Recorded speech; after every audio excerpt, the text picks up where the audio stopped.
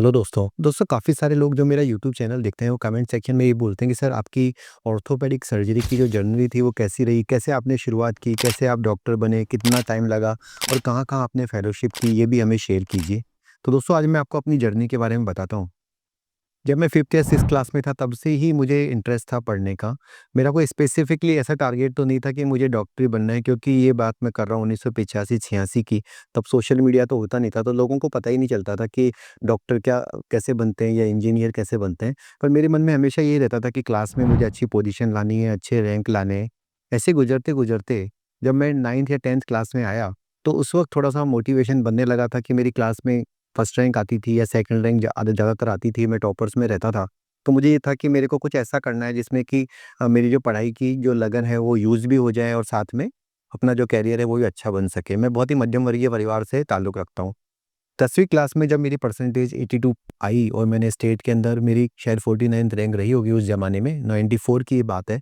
तो उस वक़्त हमारे आस-पास में ज़्यादातर लोगों में बायोलॉजी लेने का चलन था, और आप जानते हैं कि हर मिडिल क्लास फैमिली में पेरेंट्स का पहला मन यही होता है कि बच्चा डॉक्टर या इंजीनियर बन जाए।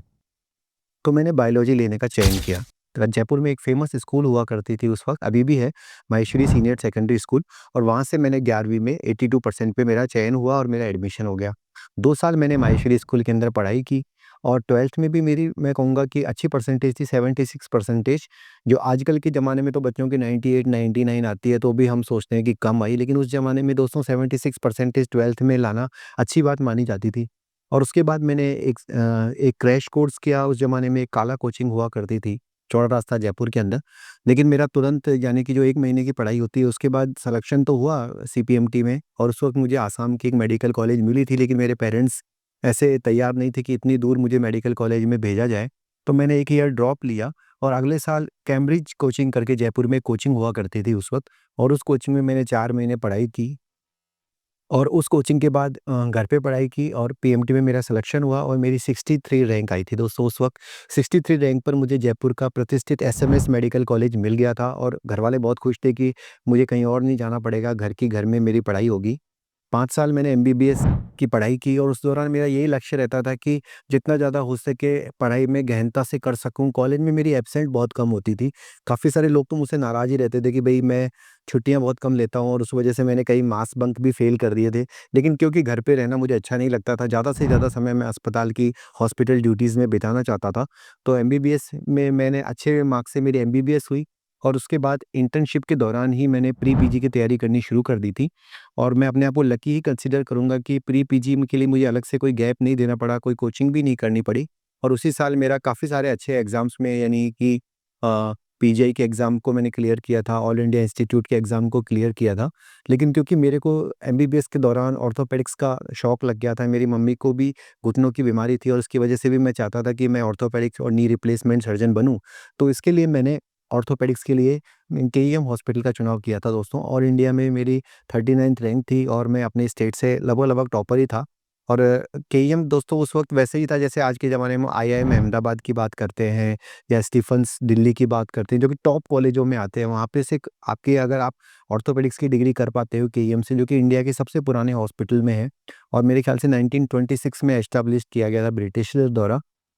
उसकी ऑर्थोपेडिक्स बहुत प्रतिष्ठित थी, और वहाँ से मैंने 3 साल 2005 से 2008 के दौरान ऑर्थोपेडिक्स की ट्रेनिंग ली। उसके दौरान मेरा इंटरेस्ट बना आर्थ्रोस्कोपी में, स्पोर्ट्स इंजरी में, और केईएम में भी मैंने काफ़ी सारे सीनियर डॉक्टर्स के साथ आर्थ्रोस्कोपी और स्पोर्ट्स इंजरी की ट्रेनिंग ली। उसके बाद मैंने चयन किया कि मैं आगे फ़ॉरेन में जाऊँगा, और उसके लिए मैंने 3 जगहों का चयन किया था दोस्तों। मैं रहा जर्मनी में स्टुटगार्ट के अंदर, जहाँ मैंने नी की ट्रेनिंग ली, साउथ कोरिया जहाँ पे मैंने शोल्डर की ट्रेनिंग ली, और हाल ही में एडवांस हिप की ट्रेनिंग मैंने स्विट्ज़रलैंड से लिए।